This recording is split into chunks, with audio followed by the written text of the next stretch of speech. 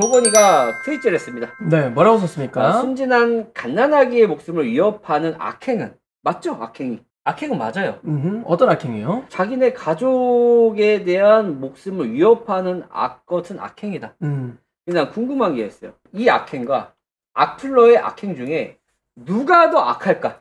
아, 악플러가 도건에게 욕하는 거랑 도건이가 루나 박살내서 거지된 투자자들 이 둘 중에서 누가 더 악한가? 그렇죠. 난 그게 궁금해서. 그러니까 자기네 가족들한테 이제 순진한 갓난아이의 목숨을 위협하는 악행은, 그러면 순진한 투자자들의 돈을 앗아간 악행은, 순진한 투자자들 마포대교의 검색량 증가하고 있죠. 그렇던 악행은, 그러면 당연히 아이에 대한 목숨을 위협하거나 가족을 건드리는 거는 나쁜 짓입니다. 그렇죠, 그렇죠. 하지만 누가 더 나쁠까? 나 궁금하더라고. 그러니까 자기도 화나니까 이런 트윗을 했겠죠. 근데 이런 트윗을 했을 때 피해자들은 어떤 심정일까? 그러니까 믿고 투자한 사람들이 어쨌든 다 작살났잖아요. 근데 순진한 자기의 가족들한테 자기 악행? 내가 볼 때는 그 악플러들과 이 친구의 악행을 저지른 거는 이 사람이 더 악행이 심하지 않을까? 이 사람들은 말만 한 거잖아. 채팅만 친 거잖아.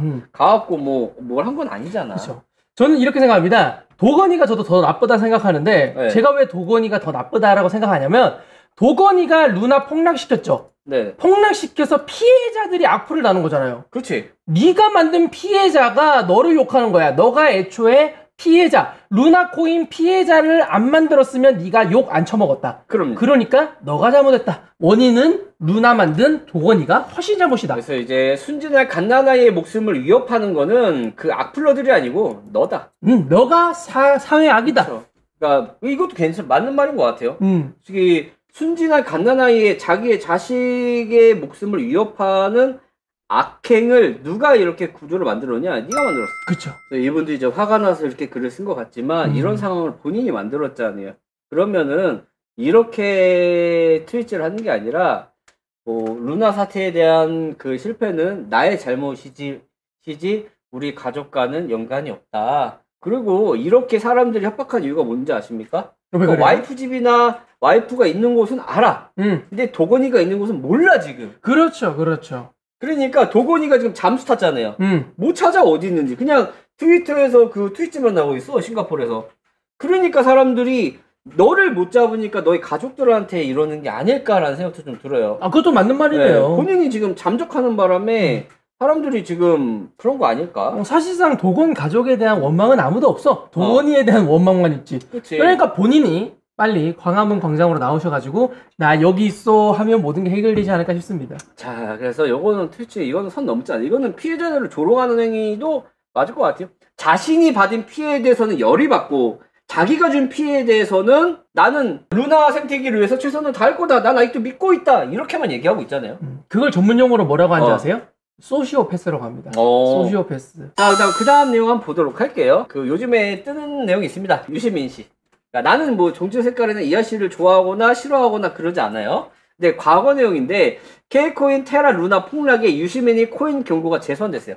왜 갑자기? 그러니까 2017년도 12월 며칠날 이게 썰전인가 했고 2018년도 초, 그러니까 17년도 말 18년도 초에 이런 얘기들이 나왔는데 그 화폐 조건 가치 안정성이었고 화폐 가치가 요동치면 화폐로서의 기능을 잃게 된다. 그래서 이제 코인에 대해서 엄청나게 경고를 했었거든요. 망한다고. 자, 그래서 한국산 가상화폐 루나테라가 시세 폭락으로 투자자들의 대량 손실이 발생하고 있는 가운데 가상화폐 관련 커뮤니티에서 일각에서는 뒤늦게 유시민이 옳았다라는 반응이 나오고 있습니다. 과거 유시민 작가가 가상화폐 구조와 가치 안정성의 문제를 지적을 했고 절대 손지지 말라라고 이제 예고를 했거든요. 그래서 이 작가는 가치 안정성 거론을 하면서 손대지 마라. 2018년도 비트코인 열풍 당시 가상화폐 경고를 했는데 이 경고할 때 매수했어야지. 왜 그랬냐면 2018년도에 샀으면 더 올랐습니다. 수익 엄청나죠. 자, 그리고 이제 보시면 2017년도 말부터 그해 12월 달까지 뭐 암호화폐에 대한 뭐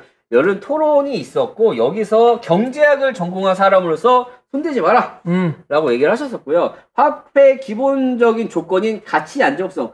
근데 사실 우리가 사용하는 화폐의 가치 안정성이 과연 있을까? 지금 엄청나게 인플레이션 일어난 거 보면 네네. 안정성이 사실상 보장되지 않죠. 그래서 우리가 사용하는 화폐, 우리는 선진국 그래도 잘 사는 나라에 살고 있기 때문에 우리 화폐는 그나마 가격 방어가 되고 있는 거 맞지? 음흠. 거의 뭐 1,300원, 1,200원. 사실 이것도 좀 안정성이 없거든요. 그러니까 실물 자산 외에는 안정성이 별로 없거든요. 사실 냉정하게 말하면. 그죠. 근데 사실 우리가 사용하는 화폐도 안정성이 별로 없는데 그 가치의 안정성이다. 가치가 요동치게 되면 화폐의 기준이 이렇게 된다.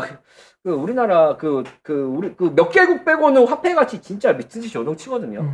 아무튼 이거는 개인적인 얘기고 비트코인 투자 인기 열풍으로 번진 2018년도 1월에도 JTBC에서 뉴스룸 긴급 토론에 나와가지고 화폐 어쩌고 해가지고 이거는 버블이다 사기다라고 얘기를 했었는데 그래서 이제 그때 당시에 커뮤니티에 뭐가 올라왔었냐면요.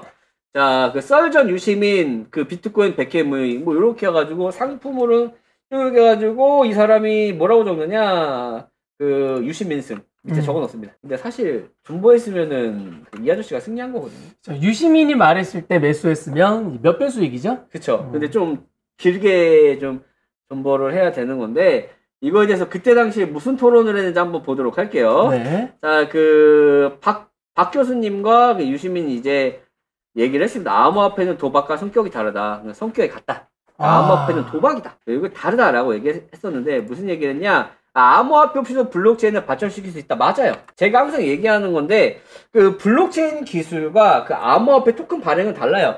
지금도 우리가 잘 못 느끼겠지만 삼성전자라든지 LG라든지 이런 데서는 블록체인 기반의 기술 가지고 사내에서 이걸 적용해서 사용을 하고 있습니다. 그렇죠. 그러니까 데이터를 기록하거나 뭔가를 할 때 블록체인 기술이 필요한 건 맞아요. 그래서 암호화폐, 발행된 암호화폐 없이도 사실 블록체인 기술만 사용할 수 있는 시스템들이 굉장히 많이 나오고 있어요, 이제는. 그래서 저는 이게 시간이 2018년도에는 이렇게 얘기하면은 이제 이런 얘기 하죠. 이게 어떻게 같냐, 다르다라 얘기하지만 시간이 지난 다음에는 맞았죠. 블록체인 기술과 실제로 암호화폐 없이도 이게 활용이 됩니다. 지금 되고 있어요. 4년이 지난 다음에 그쵸. 활용이 되고 있는데 그때 당시에 뭐라고 했냐면 암호화폐 투기 분석을 할 때 블록체인은 몰라도 돼 라고 얘기를 하시는데 암호화폐는 투기고 이거를 분석할 때 블록체인은 몰라도 된다라고 얘기하는데 그러니까 이상한 막 이 코인 사는 거예요. 그렇죠. 그렇죠. 블록체인 기반에 어떤 기술력이 있고 어떻게 이제 얘들이 활성화되는지 그리고 이런 거를 봐야 되는데 그런 걸 안 보죠. 안 보니까 어떻게 되니까 그러니까 이제 투자에 실패하게 되는 거거든요.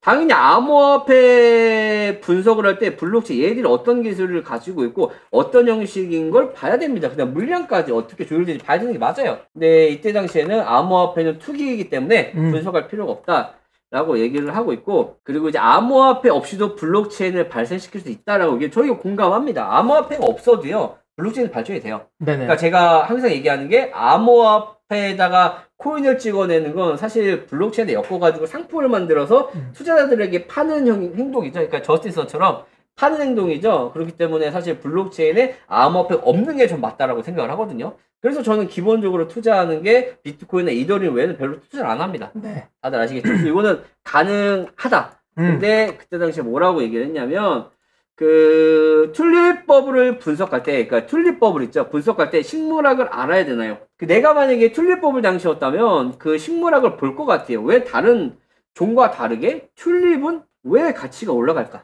식물학 알아야 되는 이유가 왜냐면 튤립버블 형도 이제 공부하셨겠지만 네. 아시다시피 튤립은 그때 알뿌리로 팔았어요. 왜 이 알뿌리만 거래가 되는지 지금도 그렇게 팔아요. 그쵸? 네. 왜 알뿌리가 거래가 되고 알뿌리를 만드는데 몇 년이 걸리는지 이런 걸 알아야 튤립법이 생겼을 때의 그런 배경을 알 텐데. 그래서 튤립 투기할 때 그러니까 이거 식물학을 저는 알아야 된다고 생각을 합니다. 왜냐면 알아야죠. 뭐 투기든 뭐든 이렇게 가격이 올라가는 이유에 대해서는 알아야 된다고 생각하고 그다음에 블록체인 당연히 투자할 때 블록체인이 뭔지는 알아야죠.